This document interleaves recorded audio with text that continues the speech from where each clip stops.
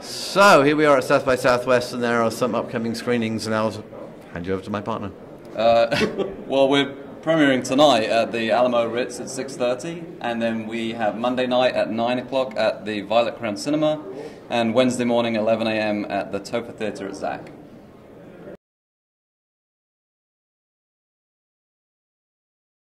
I love working with actors, so crave doing longer format and getting great performances from people. So some directors don't like actors, they're visualists, or they just, they don't like that psychology thing, and I love it. I love working with actors. So to actually have the privilege of doing a movie, particularly an Anthony Bourdain adaptation that we did together was great.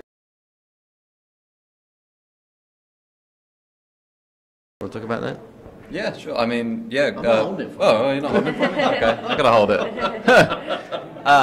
Yeah, I mean, Graham and I met 10 years ago, and Graham had this project, and he brought me in to help him write it. And we met with Tony, and he told us to take liberties with the book, and we did. So, we took the book, and we really just tried to find the best narrative piece within it, and that's what we did. That's terrible. Actually, we completely fucked with the book, if you really want to know. I mean, we really did. I mean, we let's call it what it is. Okay. I mean, it's the book is great, and the premise of the book is really great. So that's what we did. We took that, but the characters in the book were not really connected. There was a disconnect between them. So we wanted a more, we wanted everybody to be related in some way, shape, or form to all the events that were going on. So for us, that was better dramatic storytelling. We call it our food noir thriller.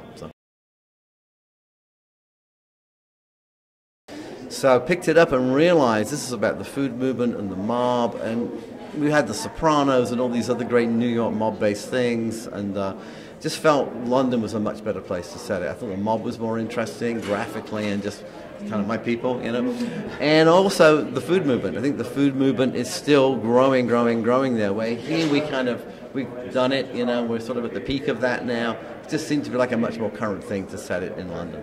So that's what we did.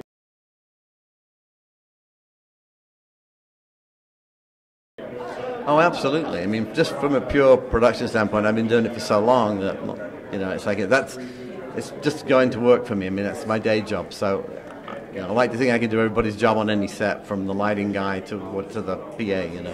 So, the production side for me is easy. It's sort of second nature. I mean, it's all hard work, of course, but that I don't really. And I'm good at overcoming any production problem. Or if I have a weak key person, I can usually compensate myself for that.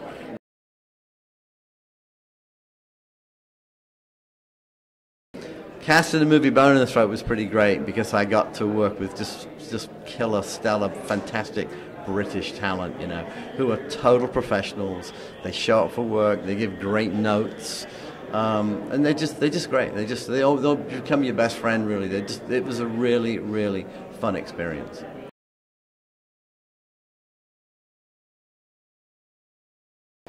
Well, I mean, we just really went to the book, and we just had to figure out what would work on screen and what wouldn't, and what would work in a 90-minute movie. And we wanted to tell a fast-paced story that would put the protagonist in a difficult situation where he would have to figure out how to use his culinary skills to get out of it. And so we really we took the soul of the book and just leapt from it, and just it went from there, really.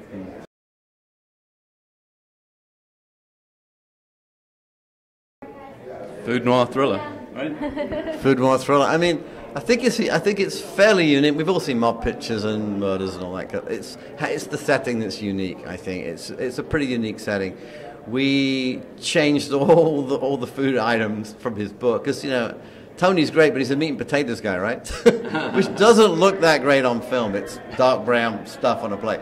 So I wanted, and coming from a commercial background, doing a lot of beauty stuff, I wanted the food to just look absolutely appetizing as hell and beautiful. So that goes into the French, Japanese kind of cuisine with fish and just beautiful thin slices of sashimi, but going beyond that, doing the Nobu thing on it, but our style. So that's what we did. We wanted the food just to look absolutely fantastic. It was a great contrast to, the violence and everything else we have going.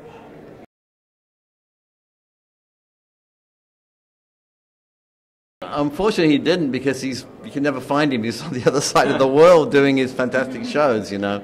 But I sent him menus. I mean, I kept in touch with him on email the whole time, sent him menus, and he was totally happy. You could see he knew what we were trying to do, and he was just very supportive of what we did. So there was no problem there at all.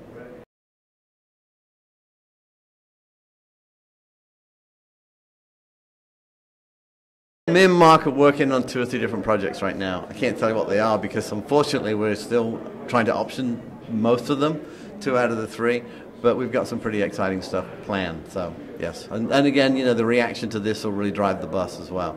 So can't wait to get it in front of an audience and see what they feel about it. What do you say?